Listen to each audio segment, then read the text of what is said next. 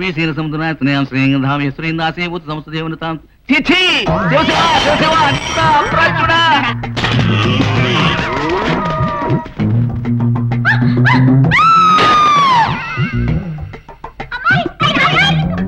దరిద్రుడా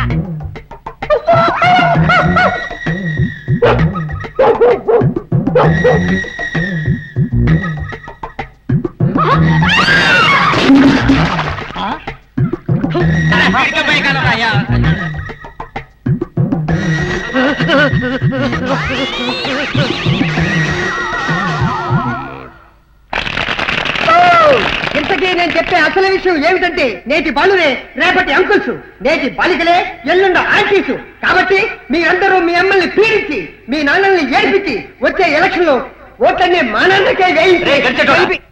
excuse me, yeah అవతల మీ బాబు గుడ్డలోడు తీసుకుని గవిడి గదిలాగా ఊరి మీద పడి తిరుగుతుంటే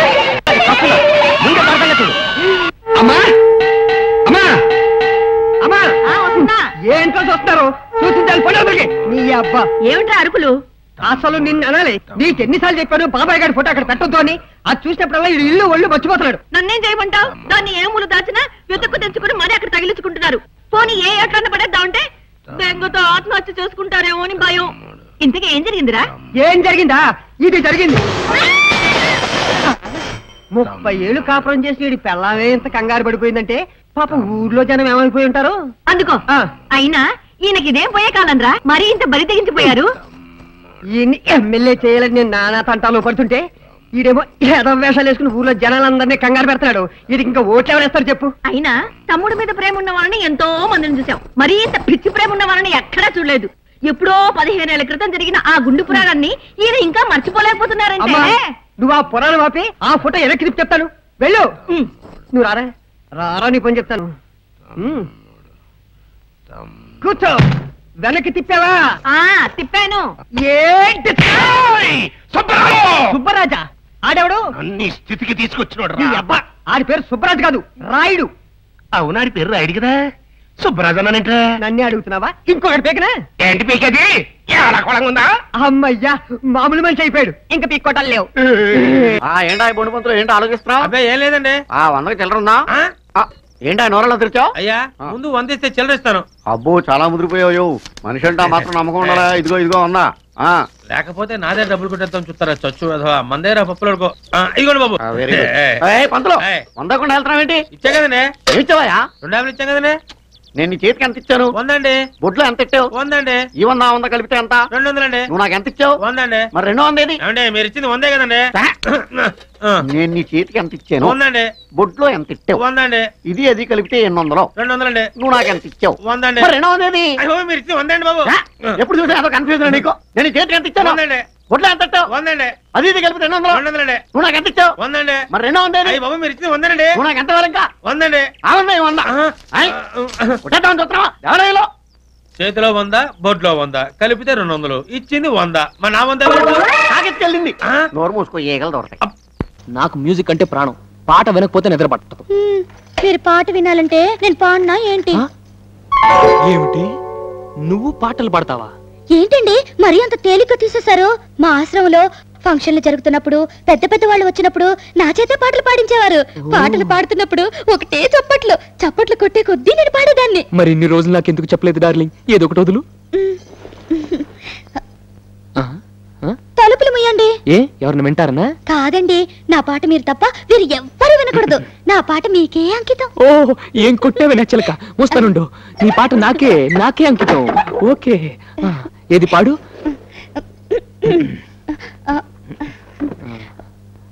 అబ్బా మీరు నా మొహం అంక చూడకండి, నాకు సిగ్గేస్తుంది. నీ మొహం చూడకుండా ఇంకేం చూడమంటావే? మీరు వెనక్కి తిరగండి. నా దగ్గర ఎందుకు సిగ్గు? మీరు వెనక్కి తిరుగుతాను నా పాడతాను. ఓకే ఓకే ఓకే నా వీపు చూసి పాడు పాడు.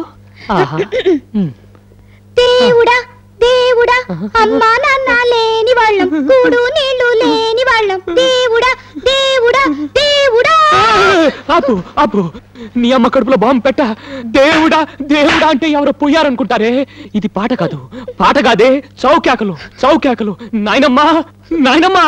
నిజంగా నా పాట బాగలేదండి. దేవుడా.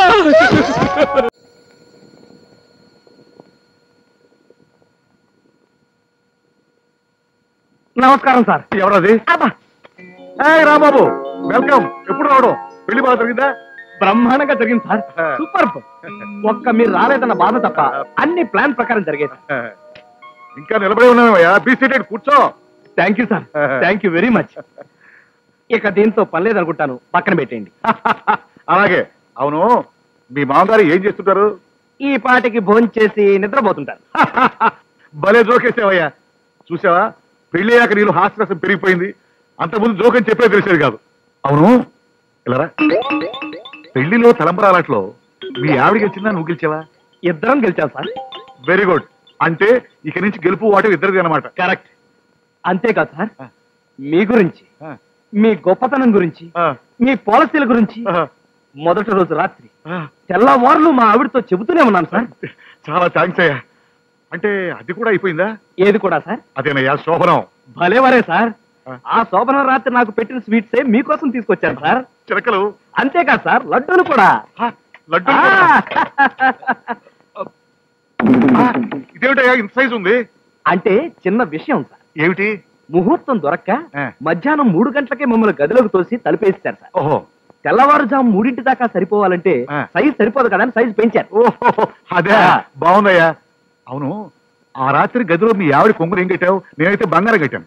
నేనైతే బంగారం లాంటి మా బాసును కట్టాను సార్. అంటే మీ ఫోటోని కట్టాను సార్. అబ్బా, ఒళ్ళంతా ఒకటే నొప్పులు సార్. అవును, ఉండవు మరి 3 రాత్రులు. ఒకటి పిచ్చోళ్ళు ఉన్నావే, వెళ్ళి టెస్ట్ తీసుకో. Thank you sir. Thank you sir.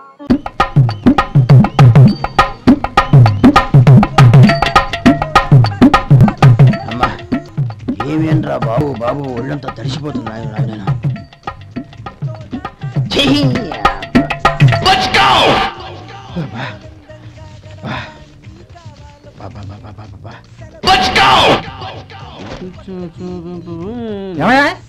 వచ్చేంతసేపు అయింది, ఏం కావాలి ఏంటని అడగరా?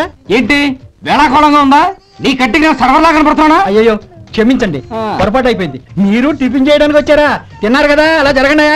రండి బాబు, వచ్చి కూర్చోండి. నేను కూర్చుంటే క్లీనింగ్ కూడా చేస్తాను. ఎవడెవడో తెలియదు.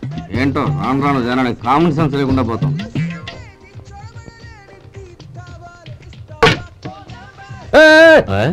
ఏందా ఇది? నేను ఉల్లిదో చెప్తే లేదో తీసుకొచ్చా. అంతే కదా. ఒక్క నిమిషం. ఇదేంటి? ఉల్లి.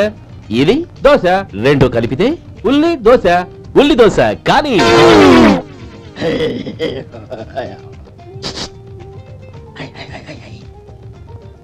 ఏం మావా? అది అలా ఉండాలి. గోల్డ్ అంత ఆయిల్ షో అదే మెయింటైన్ చేయాలి. అదే మెయింటైన్. గురువు గారు, ఏంది నీకు మీ హోటల్ కు మేమిద్దరం ఇంత ఆదా చేస్తున్నాం కదా, నాకో 50 తనకో 100 జీతం పెంచొచ్చు కదా. ఏం నువ్వు మాట్లాడేది? అవతల వెళ్ళి ట్రైనింగ్ తీసుకోలేదా? వెళ్ళు. సప్లై చేసుకో. ఎక్కడ చూడబెట్టి వెళ్ళిపో. అమ్మా, ఛాన్స్ దొరికితే చాలు. జీతం పెంచి ఎక్కేస్తారు. నాకు బొచ్చే పెరగట్ల. మీకు జీతం ఎందుకు పెంచేది? అమ్మో నా బొచ్చు.